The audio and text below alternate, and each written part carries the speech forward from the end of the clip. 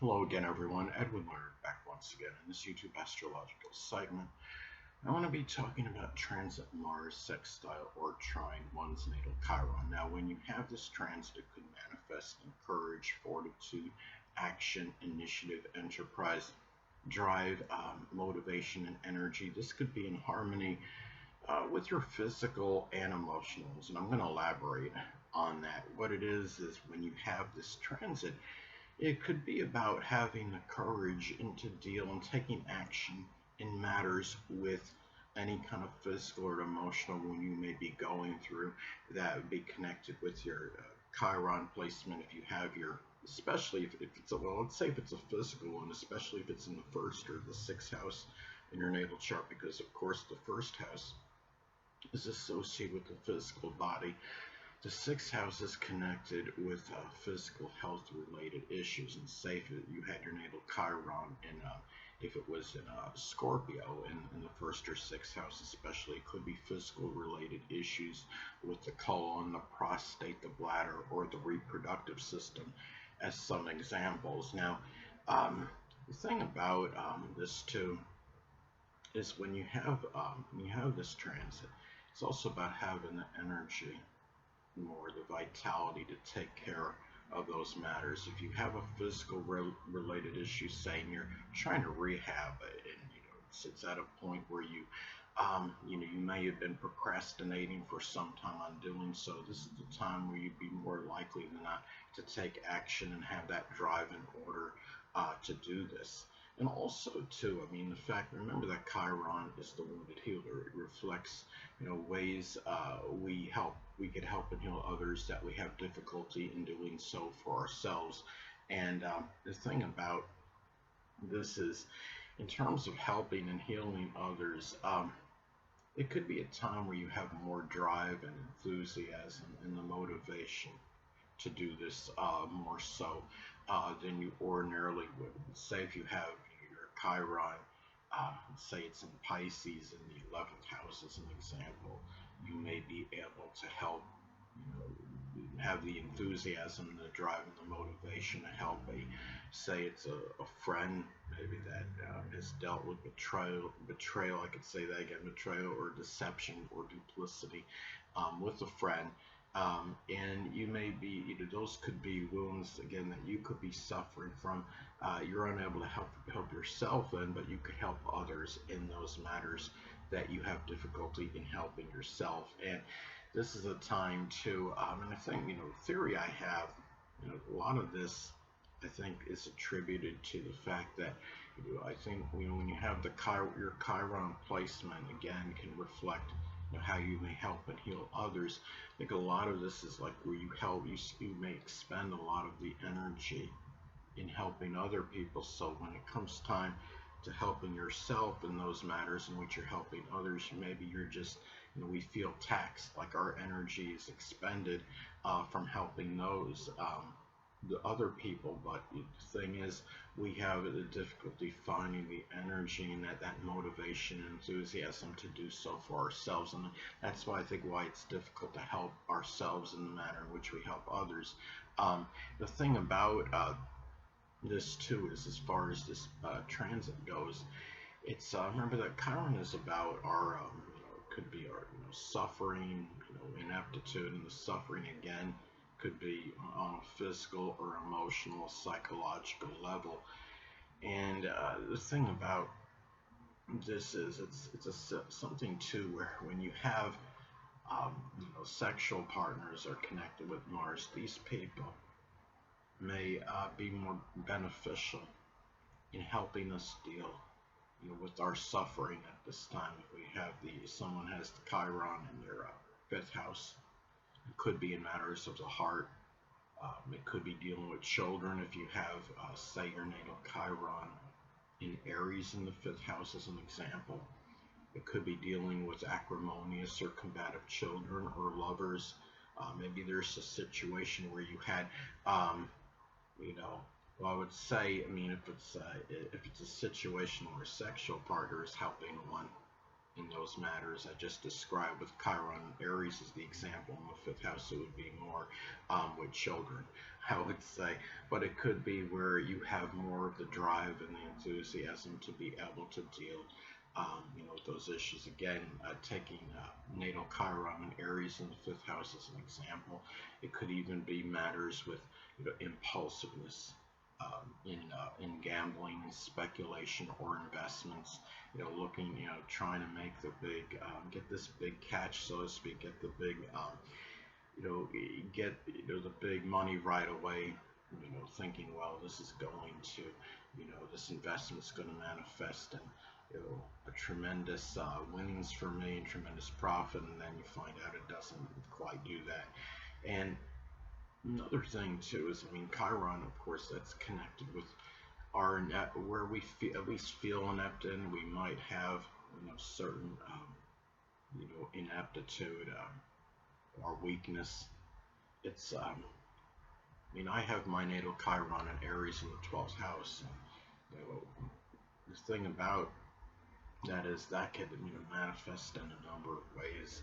It could be suffering I'm dealing with from just lack of aggression, lack of initiative, and or just having a lack of courage and fortitude to deal with hidden adversaries. It could be just the lack of initiative in general, which is tied in with secret sorrows, and which can make it worse because it's something which I might not readily talk about with others, and it's something that's more suppressed and bottled up with me. And when I have this transit of Mars, when it makes a sextile or trine to my natal Chiron, therefore I might have a little more courage to deal with those issues and try to actually take action and do something about it. Because again, you're talking about a good relationship from the transit of Mars to the natal Chiron. Now, another thing too is that Chiron also reflects the deepest pain that one may be enduring. If you have your natal Chiron, say it's in Gemini in the 11th house, for example, it might be difficulty. Maybe there's some communication issues in front of groups, or you have trouble speaking in places where people congregate. As an example, as far as large groups of people go, places where people may congregate. It can be also too having, again, if you have the natal Chiron, say in the fifth house, it could be issues with children or lovers, where you feel that deepest hurt, the deepest pain. And also, Chiron is connected with depleted self-worth and self-esteem and how you feel about yourself. And this is a time when you have this transit.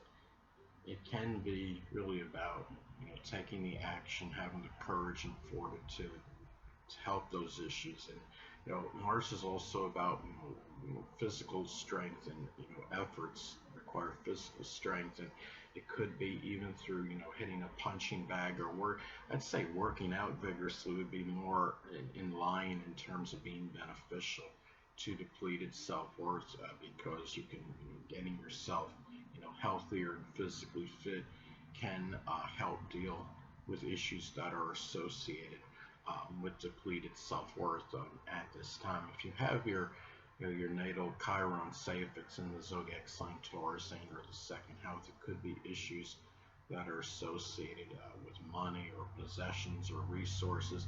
It could be a time where you may be willing to take more action in those matters and try to do something to augment your income, as an example. And also too, Chiron is the symbol of Chiron is the key.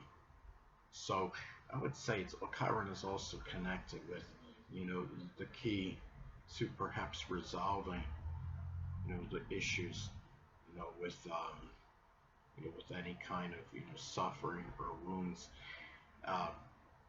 The placement, it's really like in my case, you're having the natal Chiron and Aries in the 12th house. There's could be issues that are about lack of fortitude, lack of courage, standing up to those that were hidden adversaries, people that were impersonating friends.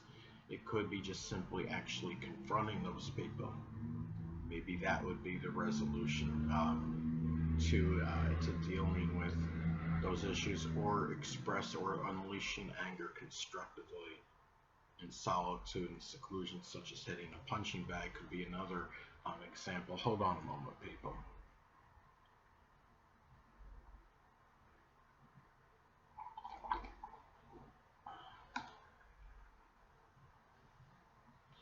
Anyway, another way this transit could manifest, it could be about having the drive and motivation, which is Mars, again, to work on depleted self-worth, which is Chiron. Let's say, for example, if the natal Chiron is in Libra in the 11th house, there may be some difficulty in ingratiating and in socializing, which is Libra, and in groups, which is the 11th house. And it could be a time where you have more the courage at taking the action to do something, and really having the drive and motivation to do something about that. Could also be a time where the vitality and energy, which is Mars for helping and healing others, having the right amount to do so. If the natal Chiron, say, is in Scorpio in the first house, it could be really helping them maybe transform the physical body. And it may be a time where you might be able to do so for yourself as well. Now also too, a sexual partner, which is Mars, could be beneficial to you in dealing with your deepest pain, which is Chiron. Now let's say, for example, if natal Chiron is in Taurus in the 9th house, there may be some suffering or some pain you're dealing with due to lack of persistence, which is Taurus, in higher education pursuits, which is the 9th house. Could also be very auspicious to take action, which is Mars, to connect really with, or just dealing with, take action and connection with your physical wounds, which is Chiron. If the, let's say if the natal Chiron is in Leo, it could be some physical related matters with the heart or the spine or the upper back. Some examples. Anyway, people, that'll conclude this YouTube astrological segment. Until next time, Edwin Learnard saying stay well.